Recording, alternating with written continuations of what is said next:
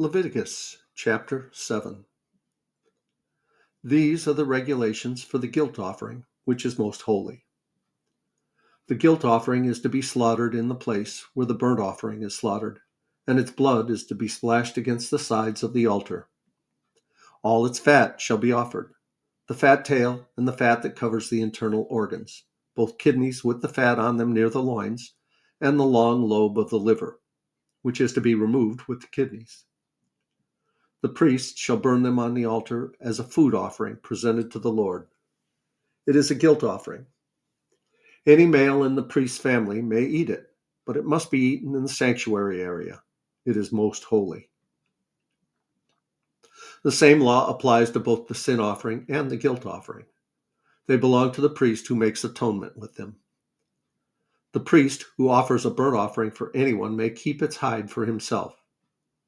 Every grain offering, baked in an oven or cooked in a pan or on a griddle, belongs to the priest who offers it. And every grain offering, whether mixed with olive oil or dry, belongs equally to all the sons of Aaron. These are the regulations of the fellowship offering anyone may present to the Lord.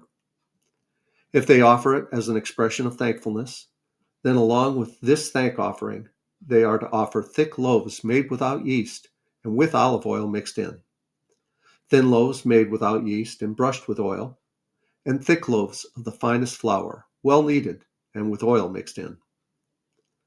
Along with their fellowship offering of thanksgiving, they are to present an offering with thick loaves of bread made with yeast. They are to bring one of each kind as an offering, a contribution to the Lord. It belongs to the priest, who splashes the blood of the fellowship offering against the altar. The meat of their fellowship offering of thanksgiving must be eaten on the day it is offered. They must leave none of it until morning. If, however, this offering is the result of a vow or is a free will offering, the sacrifice shall be eaten on the day they offer it, but anything left over may be eaten on the next day. Any meat of the sacrifice left over till the third day must be burned up. If any meat of the fellowship offering is eaten on the third day, the one who offered it will not be accepted. It will not be reckoned to their credit, for it has become impure. The person who eats any of it will be held responsible. Meat that touches anything ceremonially unclean must not be eaten. It must be burned up. As for other meat, anyone ceremonially clean may eat it. But if anyone who is unclean eats any meat of the fellowship offering belonging to the Lord, they must be cut off from their people.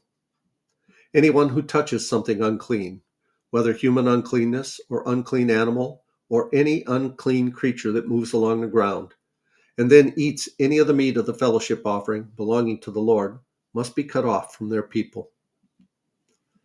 The Lord said to Moses, "Say to the Israelites, do not eat any of the fat of cattle, sheep, or goats. The fat of an animal found dead or torn by wild animals may be used for any other purpose, but you must not eat it. Anyone who eats the fat of an animal from which a food offering may be presented to the Lord must be cut off from their people. And wherever you live, you must not eat the blood of any bird or animal. Anyone who eats blood must be cut off from their people." The Lord said to Moses, "Say to the Israelites, anyone who brings a fellowship offering to the Lord is to bring part of it as their sacrifice to the Lord. With their own hands, they are to present the food offering to the Lord.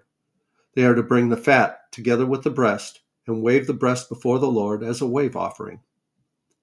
The priest shall burn the fat on the altar, but the breast belongs to Aaron and his sons.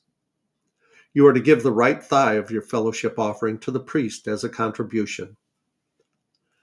The son of Aaron who offers the blood and the fat of the fellowship offering shall have the right thigh as his share. From the fellowship offerings of the Israelites, I have taken the breast that is waved and the thigh that is presented, and have given them to Aaron, the priest, and his sons as their perpetual share from the Israelites. This is the portion of the food offering presented to the Lord that they were allotted to Aaron and his sons on the day they were presented to serve the Lord as priests. On the day they were anointed, the Lord commanded that the Israelites give this to them as their perpetual share of the generations to come. These then are the regulations for the burnt offering, the grain offering, the sin offering, the guilt offering, the ordination offering, and the fellowship offering, which the Lord gave Moses at Mount Sinai in the desert of Sinai on the day he commanded the Israelites to bring their offerings to the Lord.